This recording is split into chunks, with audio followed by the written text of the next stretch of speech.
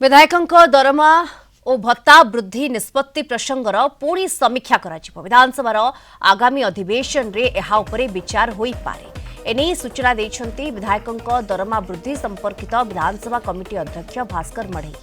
से कहते विधायक पूर्वतन विधायकों दरमा भत्ता वृद्धि प्रसंग में समीक्षा पर मुख्यमंत्री को चिठी लिखी आगामी बजेट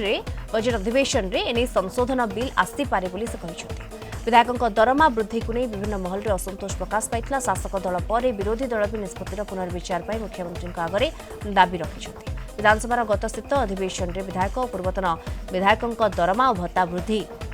विधेयक सर्वसम्मति पारित होता।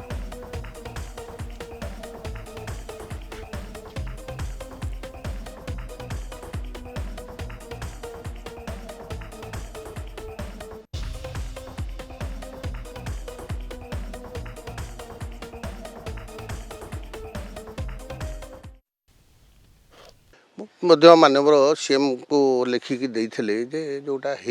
ठीक नुह कारण यहाँ विभिन्न समालोचना भी विभिन्न सामाजिक संगठन साधारण लोक पाखर आसला ये चर्चा आम विचार करने कहलु आपातत सहिला भाया मिनिमम आवश्यकता मुताबिक करा ये आम गोटे सरकार को देचु सरकार विचार अनुध्यान करेंगे मत लगुच पुनः विचार यही अधिवेशन करेंगे तो आजिका दिन में आम धरतु जो मैंने प्रेजेंट एमएलए अच्छा आपातत चली जाऊँच किंतु पूर्वतन विधायक मान दयनीय अवस्था आमको जदि देखा आमर पूर्वतन विधायक माने